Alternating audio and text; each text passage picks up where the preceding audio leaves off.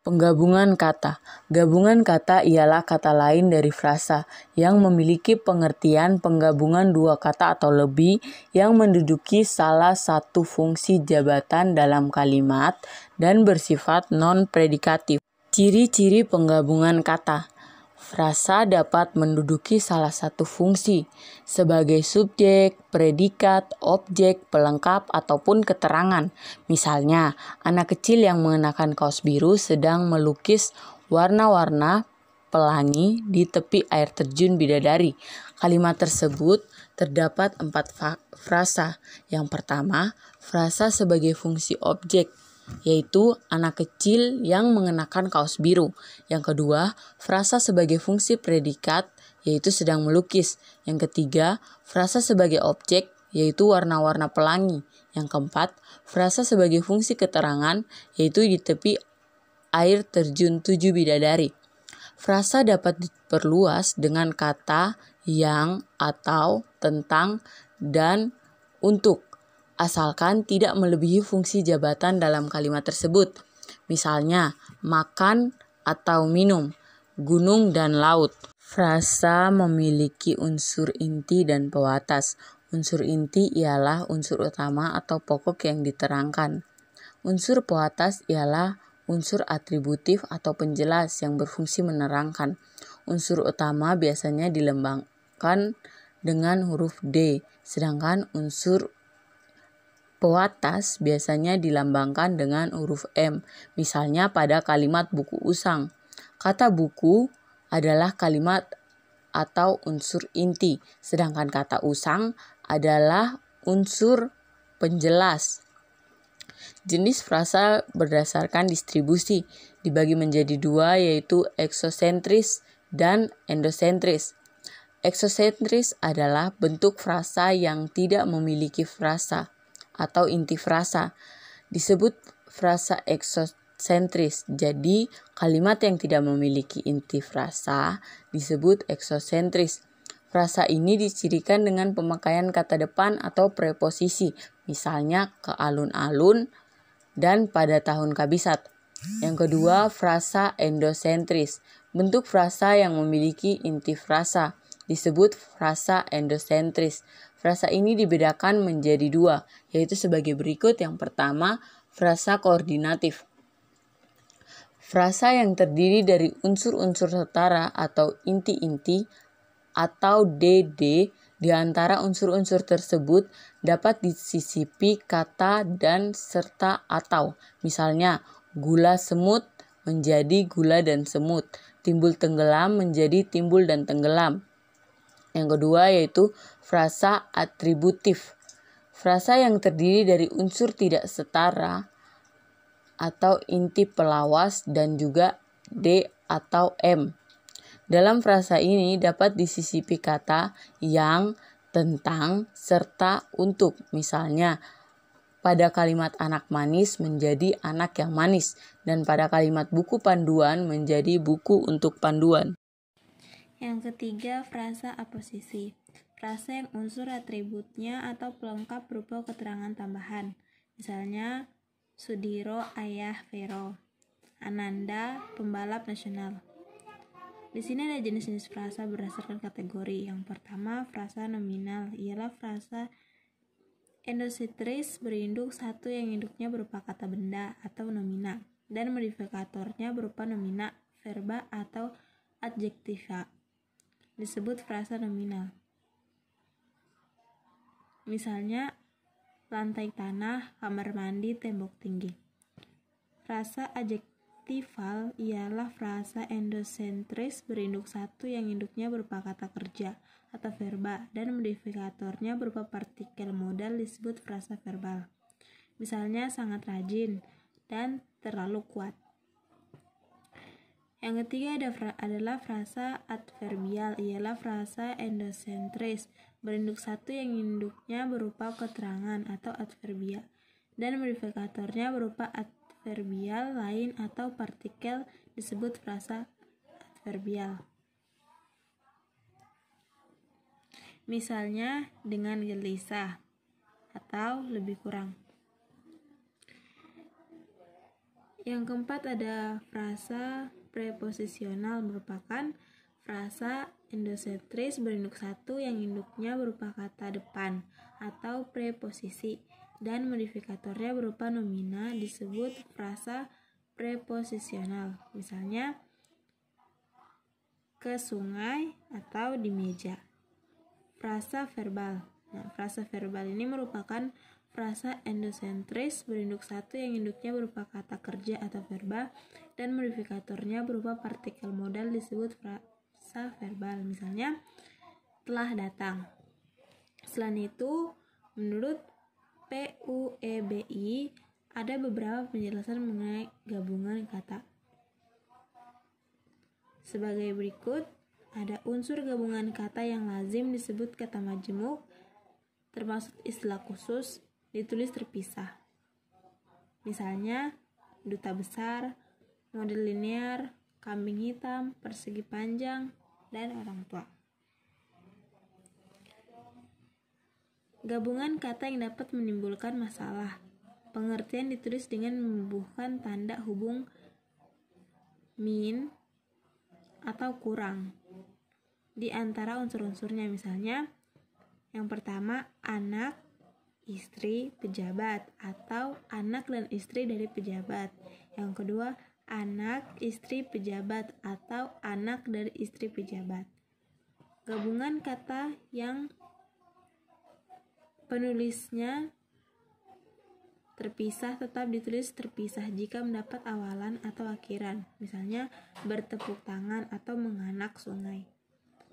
Di sini juga ada gabungan kata yang mendapat awalan dan akhiran sekaligus ditulis serangkai. Misalnya, dilipat gandakan atau menggaris bawahi. Gabungan kata yang sudah padu ditulis serangkai. Misalnya, ada acap kali atau ada kalanya.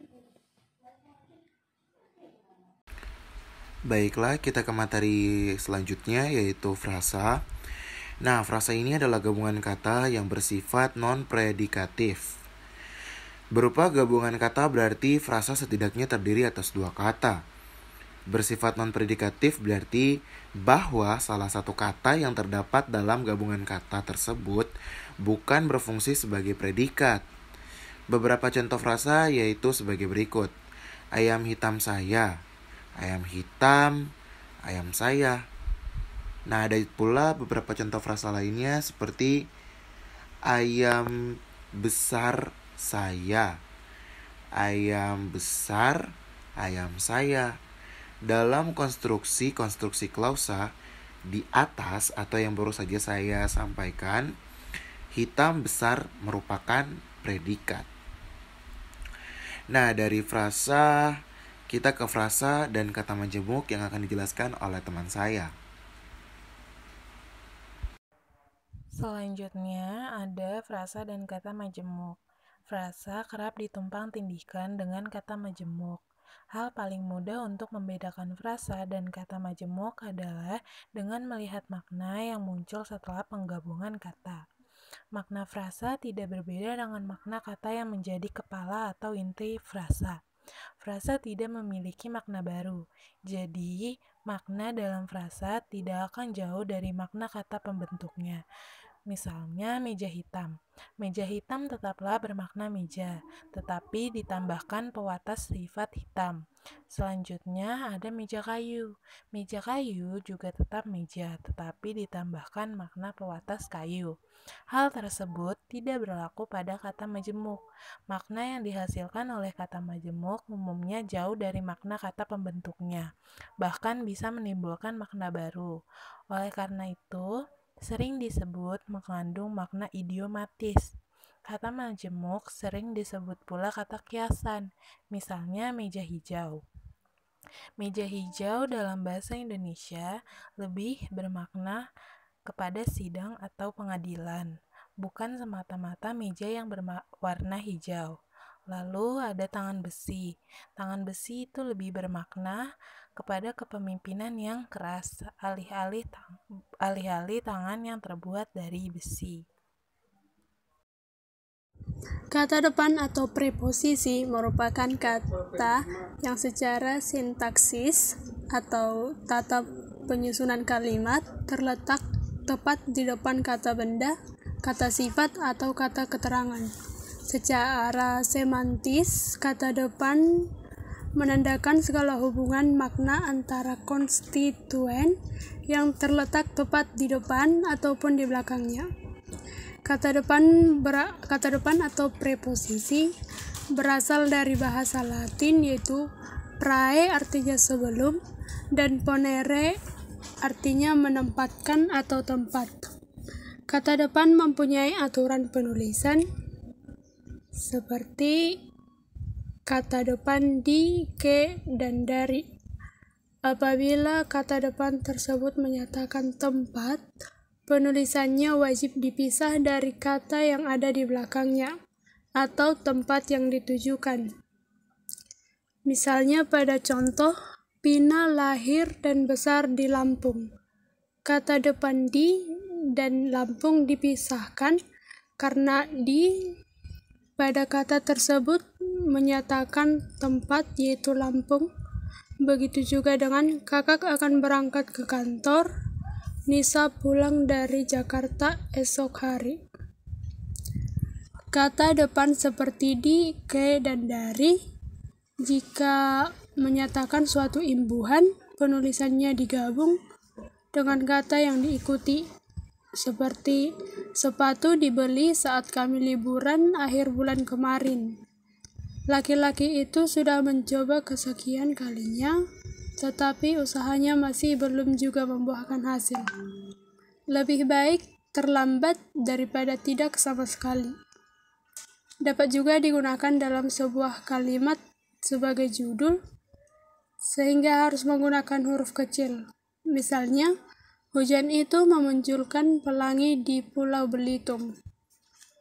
Kata depan mempunyai fungsi menyatakan suatu tempat di mana berada atau berlangsung, dapat menyatakan suatu arah asal, dapat menyatakan suatu arah tujuan, dapat menyatakan suatu pelaku, dapat menyatakan suatu alat, menyatakan suatu perbandingan, menyatakan hal ataupun masalah, menyatakan suatu sebab akibat yang terjadi, serta menyatakan suatu maksud ataupun tujuannya. Jenis-jenis kata depan. Yang pertama, kata depan seperti dalam. Dalam menyatakan suatu tempat, berada ataupun berlangsung. Misalnya, seragam olahraga kakak disimpan dalam loker. Dalam juga digunakan menyatakan situasi atau peristiwa yang terjadi. Misalnya, dalam bencana longsor yang terjadi minggu lalu, 10 orang dinyatakan tewas. Dapat juga menyatakan suatu jangka waktu. Contohnya, dalam kurun waktu 15 menit, kartu konser salah satu girl band ternama tanah air telah habis. Yang kedua, kata depan seperti di atas. Ini lazim digunakan seperti berikut. Yang pertama, dapat menyatakan suatu tempat, misalnya segala sesuatu peraturan itu dibuat atas kesepakatan bersama. Yang kedua, dapat menghubungkan predikat intransif beserta pelengkapnya. Misalnya, saya turut bahagia atas kelulusan kakakmu. Yang ketiga, dapat digunakan di dalam suatu ungkapan yang sudah tetap. Misalnya, atas izin, atas nama, atas kehendak, dan lainnya. Yang ketiga, kata depan seperti antara. Ini lazim digunakan seperti berikut. Yang pertama, dapat menyatakan suatu jarak, misalnya antara lapangan dan sekolahku dapat ditempuh hanya 10 menit saja. Yang kedua, dapat menyatakan jika adanya dua pelaku, misalnya terjadinya bom secara terang-terangan antara Palestina dan Israel. Yang ketiga, dapat menyatakan suatu tempat, saat atau waktu, situasi atau hal-hal. Misalnya, gadis kecil penjual asongan itu selalu melewati jalan ini antara jam 3 sampai melebihi jam 5 sore. Slide selanjutnya, kata depan seperti kepada. Ini lazim digunakan seperti berikut. Yang pertama, dapat menyatakan suatu tempat ditunjukkan. Misalnya, perampok yang sering beroperasi di pasar ini sudah diserahkan kepada pihak yang berwajib. Yang kedua, dapat menyatakan suatu arah yang dituju. Misalnya, Pina selalu rindu kepada adiknya yang sekolah di luar kota. Yang kelima, kata depan seperti akan. Ini lazim digunakan sebagai berikut. Yang pertama, dapat menunjukkan suatu objek, misalnya dia selalu teringat akan kejadian yang merenggut nyawa kedua orang tuanya tahun lalu. Yang kedua, dapat menguatkan suatu kata yang berada tepat di belakangnya. Misalnya, saya tidak akan pernah bisa membalas akan budi baikmu yang besar atas keluarga kami. Yang keenam, kata depan seperti terhadap. Ini lazimnya digunakan seperti berikut. Dapat menyatakan, yang pertama dapat menyatakan suatu sasaran perbuatan. Misalnya, macam itu tidak pernah putus asa terhadap apapun yang terjadi. Yang kedua, dapat menyatakan suatu perihal. Misalnya, kami tidak pernah putus asa terhadap niat baik dan kejujuran untuk sekolah ini. Yang ketujuh, kata depan seperti oleh. Ini lazim digunakan seperti berikut. Yang pertama, dapat menyatakan pelaku atas perbuatannya. Misalnya, jalan tol yang menghubungkan dua desa itu telah diresmikan oleh Presiden Jokowi. Yang kedua, dapat menyatakan suatu sebab. Misalnya, bajuku basah oleh keringat saat bermain basket tersebut. Yang kedelapan, kata depan seperti dengan. Ini lazim digunakan seperti berikut. Yang pertama, dapat menyatakan suatu alat. Misalnya, hasil ujian praktikum tahun ini akan diperiksa melalui komputer canggih. Yang kedua, dapat menyatakan sesuatu diikuti beserta. Misalnya, rumah horor ini dijual murah, lengkap dengan segala isinya. Yang ketiga, dapat menyatakan cara atau sifat perbuatan. Misalnya, kami akan menerima bantuan itu dengan senang hati. Yang keempat, dapat juga digunakan untuk beberapa ungkapan tetap, misalnya dengan nama Allah, dengan rasa syukur, dengan rahmat Tuhan, dengan restu orang tua, dan lainnya.